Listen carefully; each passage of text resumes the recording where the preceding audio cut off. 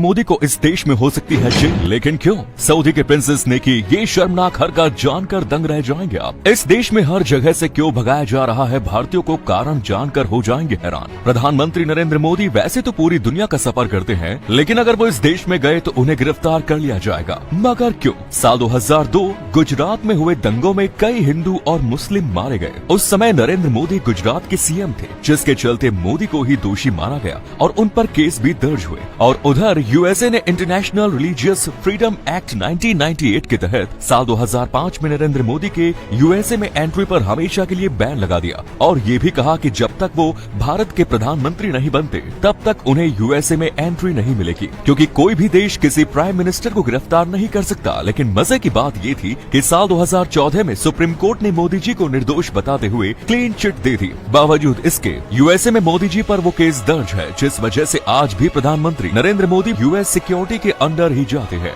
दुनिया का सबसे अमीर अरब शेख अल वलीद बिन तलाल, जो सिर्फ दुनिया के सबसे अमीर शेख ही नहीं बल्कि दुनिया के सबसे अमीर मुसलमान भी है। अल वलीद सऊदी के सबसे बड़ी कंपनी किंगडम होल्डिंग के मालिक है। 2017 में अल वलीद 39 बिलियन डॉलर नेटवर्थ के साथ दुनिया के 7वें सबसे अमीर शख्स थे। उनका घर किंगडम पैलेस की कीमत है 130 मिलियन डॉलर, जिसमें 317 कमरे मौजूद है। इसके अलावा इनके पास 400 मिलियन डॉलर का बोइंग 747 एयरप्लेन और 300 मिलियन डॉलर की एक यॉट मौजूद है। ये इतना मशहूर यॉट था जिसे जेम्स बॉन्ड मूवी में भी इस्तेमाल किया गया। अल वलीद ने मात्र 3 ही शादी की, जिनमें सबसे खूबसूरत थी अमीरा अल तवील, लेकिन वो किसी राजघराने से ताल्लुक नहीं रखती। बावजूद इसके साल 2008 में अल वलीद ने अमीरा से शादी की। अमीरा बहुत ही अमीर पढ़ी लिखी लड़की थी, जिन्होंने लंदन के किंग्स कॉलेज से कंपैरेटिव रिलीजन की पढ़ाई की। उनका कहना था कि उन्होंने दुनिया के सभी धर्मों के बारे में पढ़ा है, इसीलिए वो एक मॉडर्न लाइफ जीना चाहती है। अमीरा सऊदी की पहली ऐसी राजकुमारी थी जिन्होंने सऊदी की सड़कों पर खुलेआम ड्राइव की, यहाँ तक कि वो किसी भी इवेंट या फंक्शन में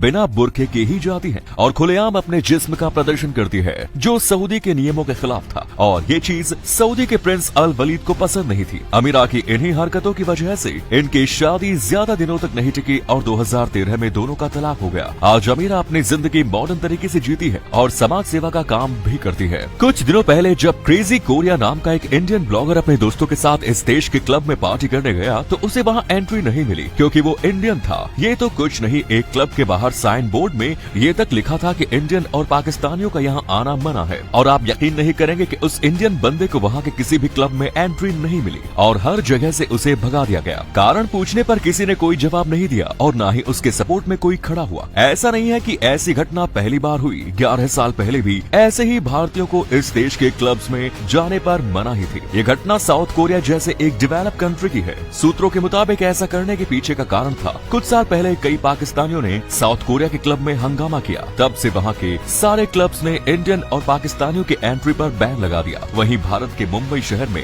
मायोची नाम के एक साउथ कोरियन यूट्यूबर को कुछ लोगों ने छेड़ दिया, जिसके बाद पूरा देश और प्रशासन उसके सपोर्ट में खड़े थे। पर हम इंडियंस के साथ साउथ कोरिया जैसे एडवांस कंट्री में आज खुलेआम रेसिज्म हो रहा है, इस पर पूरी दुनिया चुप है। आर्टिफिशियल इंटेलिजेंस यानी कि एआई को पूरी दुनिया के लिए खतरा माना जाता है, लेकिन क्यों? दरअसल 2017 में जापान की एक फेमस कंपनी ने अपनी मिलिट्री के लिए 4 हाईटेक रोबोट्स बनाए, पर उन रोबोट्स ने लैब में टेस्टिंग के दौरान 29 लोगों को गोली से मार डाला, जिसके बाद इनमें से 2 रोबोट्स को कंपनी ने बंद कर दिया। तीसरे रोबोट के सारे पार्ट्स को खोलकर अलग अलग कर दिया। लेकिन आप ये जानकर आश्चर्य हो जाएंगे, चौथा जो रोबोट था वो बार बार खुद को किसी ऑर्बिटल सैटेलाइट से कनेक्ट करके कई तरह के डेटा को डाउनलोड कर खुद को अपने आप को जोड़ लेता और पहले के मुकाबले और भी ज्यादा इंटेलिजेंट और ज्यादा खतरनाक होता जा रहा था, जो काफी हैरानी की बात थी। पर क्योंकि आर्टिफिशियल इंटेलिजेंस एक फ्यूचर प्रोजेक्ट है, इसीलिए कई सारी बड़ी कंपनियों ने इस दावे को बिना किसी सबूत के बताने पर झूठ बताया। लेकिन पूरी दुनिया ये जानती है कि इससे इंसानों को कितना बड़ा खतरा है। यहाँ तक कि दुनिया के सबसे अमीर शख्स इलॉन मस्क का ये तक मानना है कि आर्टिफिशियल इंटेलिजेंस परमाणु से भी ज्यादा बड़ा खतरा है इस दुनिया के लिए। क्या आप जानते हैं जापान की ज्योग्राफी दुनिया की सभी देशों के मुकाबले सबसे ज्यादा खराब है। बावजूद इसके जापान की इकोनॉमी है दुनिया की तीसरी सबसे मजबूत इकोनॉमी।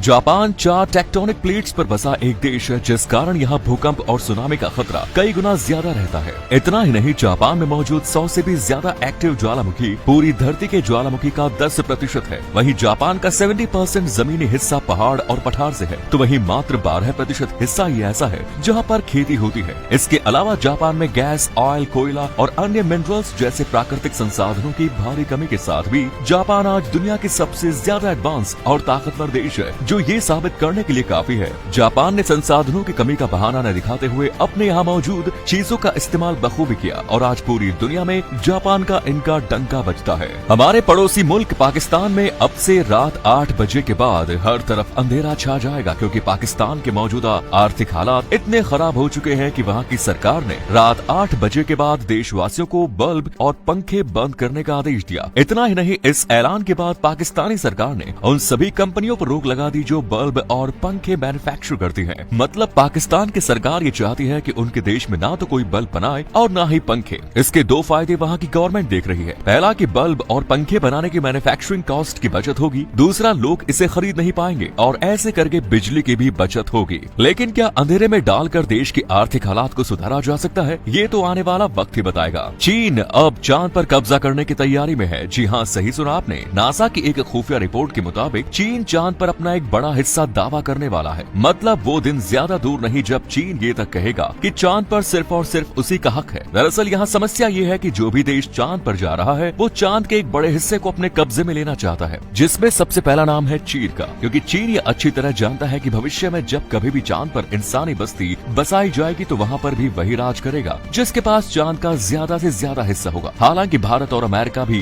2023 में इसी उद्देश्य से चांद पर कदम रखने वाले हैं, लेकिन देखना दिलचस्प होगा कि कौन सा देश चांद के ज्यादा से ज्यादा जमीन पर अपना कब्जा कर पाएगा।